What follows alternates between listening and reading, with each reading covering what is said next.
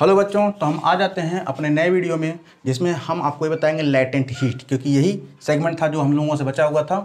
तो चलिए देख लेते हैं लैटेंट हीट ऑफ फ्यूजन। देखिए, लैटेंट मतलब होता है छिपा हुआ, हिडन, और फ्यूजन मतलब होता है किसी भी सॉलिड सब्सटेंस को मेल्ट करने के लिए।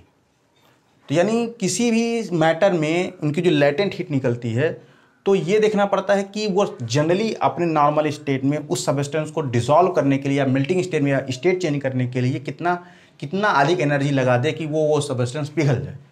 तो इसी को हम लोग कहते हैं लैटेंट हीट। तो हम लोग कह सकते हैं, जैसे अगर आपके पास 1 kg आइस है,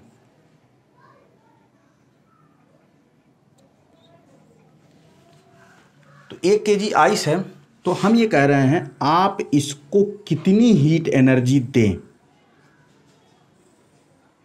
ये हमारी हो जाएगी हीट, कि ये आइस किस में कन्वर्ट हो जाए, वाटर में कन्वर्ट हो जाए। तो such an amount of heat is known as latent heat of fusion. तो इसकी डिफिनेशन लिखी जा सकती है, क्या लिखी जा सकती है? The amount of heat required to change the state of 1 kg solid substance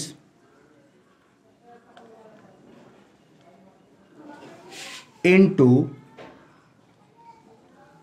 liquid.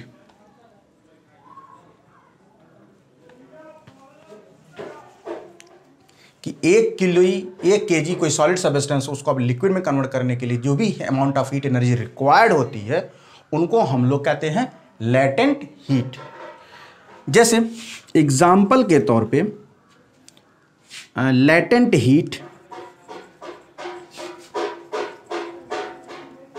Of ice कितना होता है?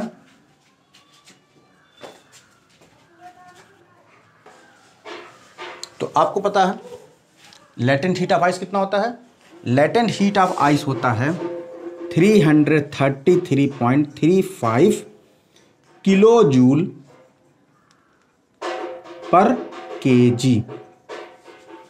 यानी अगर आप 1 किलोग्राम बर्फ को अगर आप पूरी तरह से वाटर में कन्वर्ट करना चाह रहे हैं, तो आप इतनी एनर्जी देंगे, तब वो पूरा का पूरा बर्फ किस में कन्वर्ट हो जाएगा? पानी में कन्वर्ट हो जाएगा। सिलिकॉन की latent heat,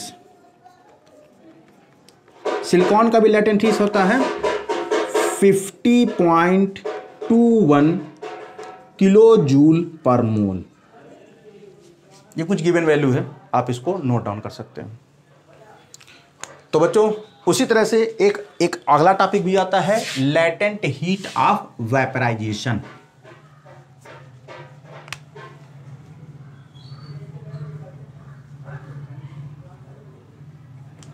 latent heat of vaporisation same definition होगा, लेकिन देखिए वहां पर वेपर में कन्वर्ट करना, यानी जाहिर सी बात है कोई भी लिक्विड ही वेपर स्टेट में जनरली कन्वर्ट हो सकता है।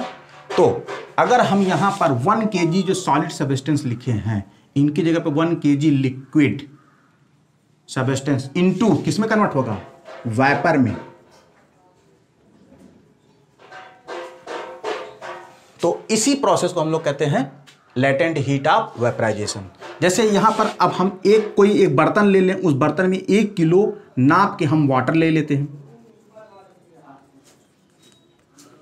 अब वो उस वाटर को हम कितना गर्म करके पूरा का पूरा 1 kg वाटर किस में कन्वर्ट हो जाए? भाप में।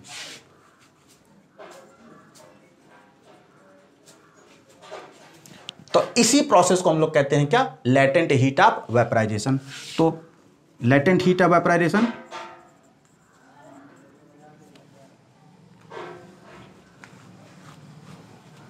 पानी का जो लैटेंट हीट होता है वो 532 किलो जूल पर मोल होता है।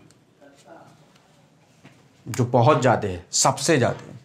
आपने देखा होगा कि आग से जलना और भाप के जलने में दोनों में अंतर होते हैं। भाप से जलने में जलन ज़्यादा होती है और आग से जलने में जलन कम होती है। रीज़न यही है कि पानी का जो वेपर लेटेंट हीट होता है, जो वेपर का लेटेंट हीट होता है, वो सबसे ज़्यादा होता है, करीब 532 किलो जूल पर मोल होता है। तो ये सब इनके टॉपिक्स हैं, आप इनको देख लीजिए। हम आपको मिलते हैं फिर नेक्स्ट वीडियो में।